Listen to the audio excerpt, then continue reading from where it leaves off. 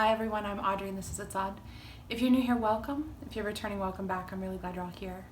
So in today's video, I'm going to do a prep with me video. I don't do these ones very often, but a few of you ask for them every once in a while just to kind of see how I put my week together. I've told you in other videos that I don't prep whole meals, so you won't see like a whole little meal laid out at the end of this video. I prep ingredients, and so I prep protein, vegetables, fruits, starches, and treats. And I do that so that I can use those cooked and prepared ingredients and other things throughout the week, so I'm not eating the same exact thing every day. Steve likes leftovers, but he doesn't like to eat the same thing day after day. Asher's the same. So if I can prep ingredients, then I'm ready to go in the kitchen. It doesn't take me long to throw a dinner together.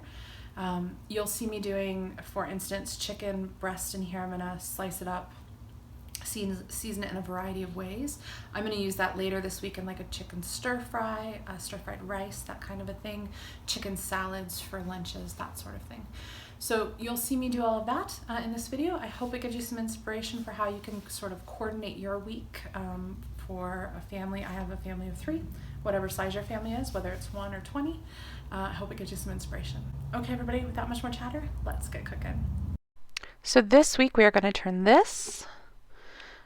all these lovely veggies and fruits and all of this meat into this.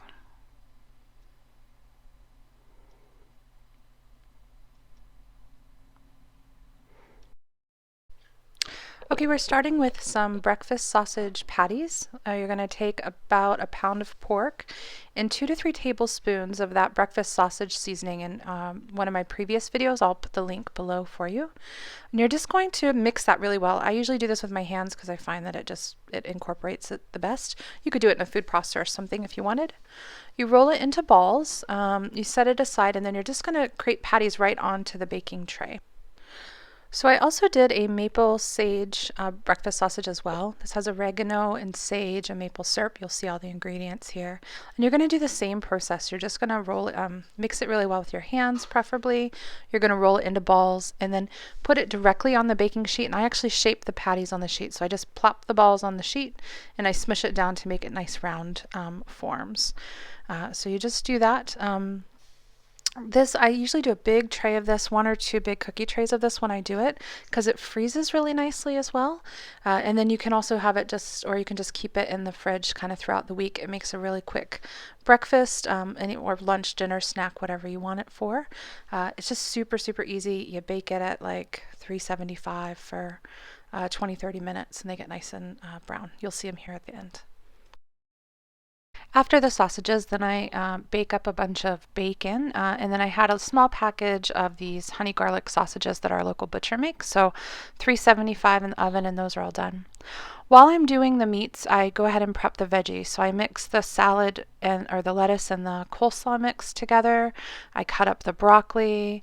I do the grapes and the cantaloupe, so any fruits and vegetables, you just prep them however you're going to want them for the week. You can see here how I did the carrots and the broccoli and the radish.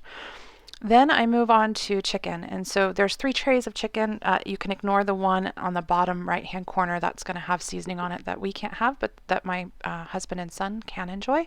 So I do that on a separate tray just so that we're not cross-contaminating. I did 3 seasonings for me this week. I did some of the chicken with just herbamire on it. You'll see that here. I did some of it with curry powder. You'll see that here. And I did that separate because you don't want the flavors to mix if you're wanting them to be completely. So I just did that one on a small tray by itself. And then finally I did sort of like a longhorn seasoning, Asher would call it, but it's just garlic and onion powder, garlic salt, or you can do garlic powder and regular salt if you prefer. If you can tolerate pepper is good on this. And that's it. Like, it's pretty basic, and I use that kind of in other recipes a lot during the week.